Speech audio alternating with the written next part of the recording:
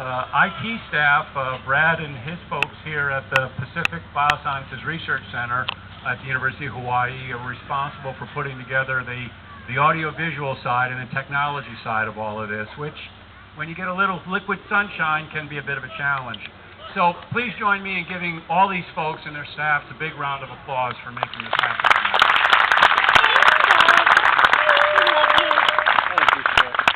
So, Mr. Stan Waterman, truly an icon, somebody that's incredibly impressive in all that he's done.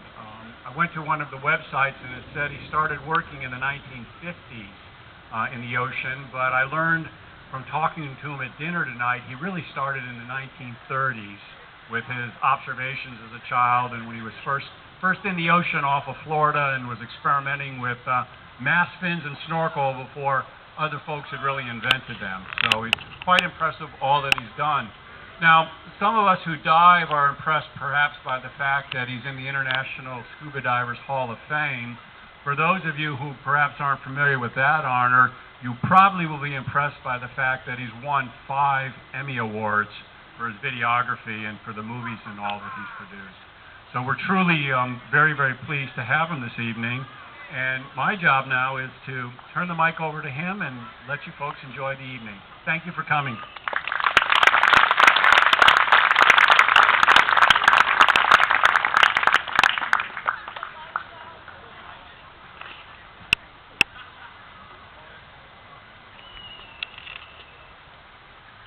Well, one of the things I love about Hawaii is that you always get a hug and a smooch when you get the land. I've never had a venue like this before. When I do my shows, and over the years, I earned my bread by lecturing with the films that I did first in 16 millimeter back in the 50s, and then finally that blessed evolution into digital. And this evening, when I don't have to stand up and talk through my whole film, when I've edited it with my narration and music. But my book, which is called Sea Salt, has a chapter called Gumshoeing Through the Bible Belt. And it'll tell you about one time when I was narrating my film live about archaeology along the coast of Asia Minor and the shipwrecks we found. And there's no reaction from the audience at all. And you sort of thrive on some sort of reaction with humor.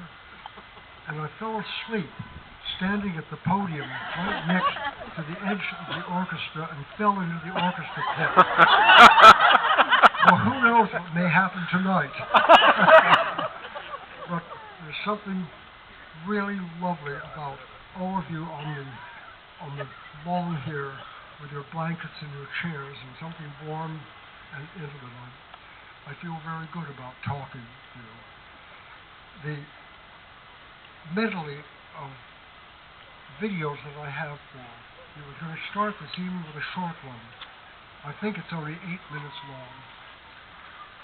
And it is very consonant with what has been happening in these waters, with the extraordinary rapport that has developed between divers and some of the apex predators, like the tiger sharks.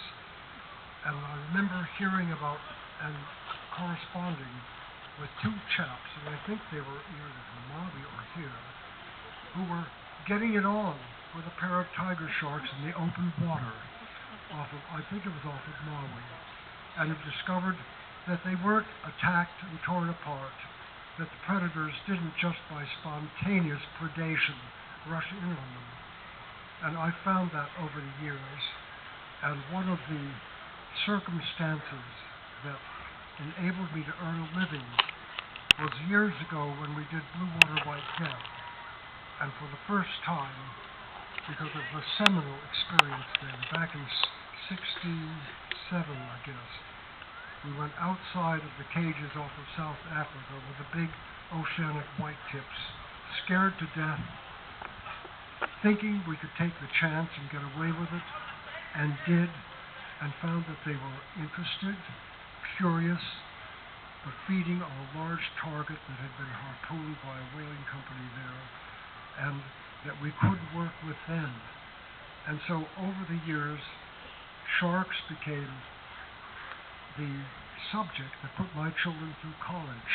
And all of those years of shooting for the American Sportsman Show and ESPN, they wanted apex predators, sharks, the big thing, and still fascinating. Well, 2 years ago, off of the big island in Fiji, Vitulevu, an old dive master friend of mine made the acquaintance of a 16-foot tiger shark on the reef in front of his village. And at 110 feet at the edge of a valley, big bull sharks, possibly another species so big we'd never seen, 12-footers and up in bull sharks, were in great numbers. And then a tiger shark arrived on the scene, and he was a big boy. All the others took a powder and hung in the background. And I filmed them 3 different times, and the last time, I'll show you this piece just done about 1.5 years, 2 years ago. And his name is Lucy, the animal, about 16 feet, and a friend, only a friend, through the condition of that feeding conditioning, still the apex predator. And when I show that, and show other shark feeding experiences that are a big thing in commercial skin diving today, and so on, I tell people that the other side of the coin is that this predator, over 350 million years old, is still an apex predator and changed the whole rhythm of that action, and there can be big trouble. And maybe later I'll speak of how that can happen. Anyway, this first one, my God, it's a lizard. Could this be a baby of the Komodo? I was just there 2 months ago in Komodo, and we had the dragon all over the place on the beaches of the isolated islands. And talk about apex predator. There's one that is almost unchanged over millions of years. And I just read in the New York Times that one had the temerity to go into the open door of the warden's office and bite him on the leg. I thought that was pretty cheeky, even a Komodo dragon. Anyway, let's have the first one. I call it The Day of the Tiger. I narrate these, edit them on a little Mac editor with the Movie, which is the simplest system of editing, and always